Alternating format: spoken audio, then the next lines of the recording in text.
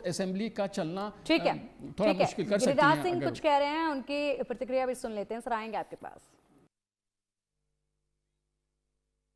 Narrative पर चल रही थी, झूठ का पुलिंदा का खात्मा हो गया और मोदी जी के पर यकीन हुआ।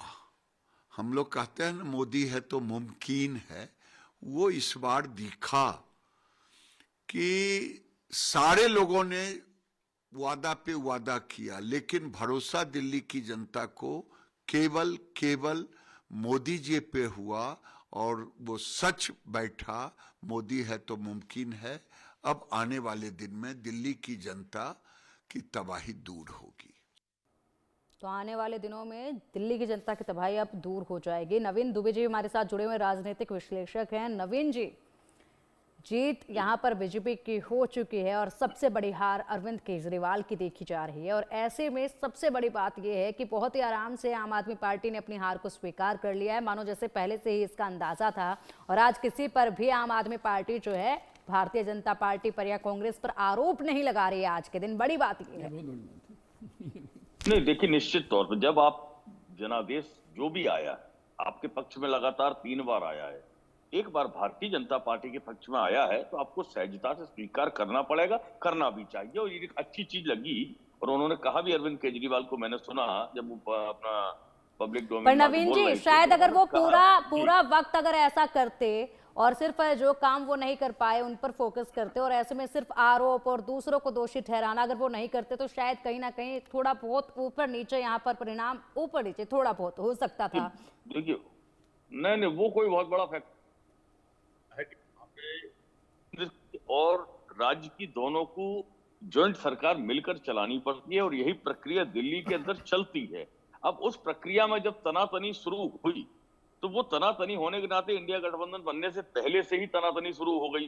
तो कहीं ना कहीं वो दरारें बढ़ती चलेगी दोनों के बीच में। उसके बाद सुप्रीम कोर्ट का एक निर्णय आया, उसके अगेंस्ट अध्यादेश भारतीय जनता पार्टी को लेना पड़ी। बहुत सारी चीजें। मैं एक चीज और कहना चाह रहा था। देखिए, ऐसा है, अब जब भारतीय जनता पार्टी की सरकार बन गई है, दिल्ली में बड़ी सरकार बनी है, आप 2 राज्यों में ऑलरेडी पैसा बांट रहे हैं, अब दिल्ली में भी बांटना पड़ेगा। तो मुझे ये लगता है कि ये परंपरा जब आने वाले चुनाव और आएंगे, अभी बिहार का चुनाव नवंबर में होना है, बिहार के बाद में थोड़ा बहुत गैप होगा, उसके बाद फिर चुनाव हो जाएगा, उत्तर प्रदेश का चुनाव आ जाएगा 27 में। तो ये जो चीजें हैं, इससे देश को आप मजबूत कैसे करेंगे? मुझे लगता है कि अब भारतीय जनता पार्टी को ये करना ही पड़ेगा, क्योंकि गले की हड्डी बन जाएंगे जितनी फ्री बीच की घोषणाएं हैं। तो उनका ही कोई आदमी या किसी को वो लगाएंगे कि भैया सुप्रीम कोर्ट में PIL डालो और सुप्रीम कोर्ट से ऐसे गाइडलाइंस जारी करा दो कि फ्री बीज बंद हो जाए। यही एक बचाव का उपाय। और जब तक ये बंद नहीं होगा, ये देश के लिए भी घातक रहेंगी। और मैं समझता हूँ भारतीय जनता पार्टी इन चीजों के अगेंस्ट रहती है। मजबूरी में उसको दिल्ली में अनाउंस करना पड़ा, पर नॉर्मली भारतीय जनता पार्टी ऐसी प्रैक्टिस एडॉप्ट करना कम पसंद करती है। मैं मोदी जी को सुनता भी हूँ कि नहीं भाई, फ्री बीज बांट के हमें चुनाव जीतना है, ये करके चुनाव जीतना है। एक वो चीज। दूसरी चीज, जीत का फैक्टर और मैं बता दूं, जो हम लोग दिल्ली में पूर्वांचल की 10 सीटें हैं, मतलब 29-28 सीटें, 10 सीटों पर बड़ी जीत मिली है भारतीय जनता पार्टी को। उसके पीछे आप जाके देखें, जैसे भारतीय जनता पार्टी का पूर्वांचल मोर्चा है, तो उनके संतोष ओझा जो है अध्यक्ष, संतोष ओझा ने लगभग सभी 70 सीटों पे जाकर काम किया है। तो आप इनकी एक अच्छाई में बिल्कुल सीखना चाहिए अन्य पार्टियों को, राजनीति करने वाले लोगों को, कि भारतीय जनता पार्टी के पास एक बहुत अच्छा संगठन है। संगठन के साथ सामंजस्य भी बहुत अच्छा उनके यहाँ, इसमें कोई दो राय ना। अब आप देखिए, दिल्ली का चुनाव था तो उन्होंने उत्तर प्रदेश से कहीं से भी अपने विधायकों को लगाया और एक विधायक को एक बूथ की जिम्मेदारी दी कि आपको जिताना पड़ेगा, लगिए जाके। तो वहां जब आपका साम दाम दंड में सब लगेगा, तो क्यों नहीं जीतेंगे आप? बिल्कुल नवीन जी, आएंगे आपके पास। फिलहाल सौरभ भारद्वाज की एक और प्रतिक्रिया सामने आई है, वो भी सुन लेते हैं। किसी तरीके से आम आदमी पार्टी की सरकार को हटाने की कोशिश इस बार हर स्तर पे की गई है, चाहे ED, CBI, इनकम टैक्स हो, चाहे इलेक्शन कमीशन हो, चाहे पुलिस हो। तमाम शक्तियां जो हैं इस पर आम आदमी पार्टी के खिलाफ इस्तेमाल हुई हैं, मगर जनता का आशीर्वाद आम आदमी पार्टी के साथ है। और मेरा मानना ये है कि तमाम प्रयासों के बावजूद जनता चौथी बार अरविंद केजरीवाल जी को मुख्यमंत्री बनाने जा रही है। अरविंद केजरीवाल कुछ दिन में मुख्यमंत्री की शपथ लेंगे और जगह जगह से इस तरीके की सूचनाएं आ रही हैं कि आम आदमी पार्टी कंफर्टेबली सरकार बनाएगी। कितने आश्वस्त?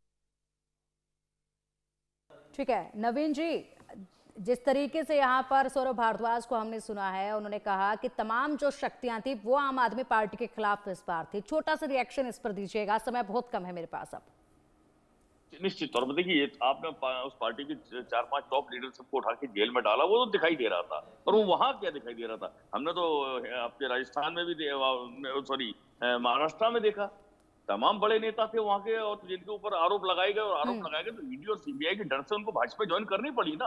अजीत पवार जैसे आदमी को, जिसमें 70,000 करोड़ के घोटाले का आरोप प्रधानमंत्री जी ने लगाया, उसको भी वापस भाजपा के साथ आना पड़ा ना। तो ये प्रैक्टिस होती है। मैं समझता हूँ ये जो प्रैक्टिसेस एडॉप्ट की जा रही है, कहीं ना कहीं जनता के मानस पटल पर एक असर डालती है। और एक चीज और कहूंगा मैं रीना जी, कि देखिए दिल्ली के चुनाव में वोट परसेंटेज पर अगर आप जाएंगे तो 43% जो है वो आम आदमी पार्टी को वोट मिला है, और 47 भारतीय जनता पार्टी को मिला है। तो इसका मतलब ये नहीं है कि बहुत ज्यादा नीचे आई। हाँ ठीक है, वो परसेंटेज सीट में कन्वर्ट नहीं हुआ, वो एक अलग विषय है। लेकिन वोट परसेंट में अगर आप देखें तो दिल्ली की जनता ने एकदम से ये कह दिया कि पूरी तरीके से आम आदमी पार्टी को, अरविंद केजरीवाल को रिजेक्ट कर दिया है, वो वाली चीज तो नहीं है।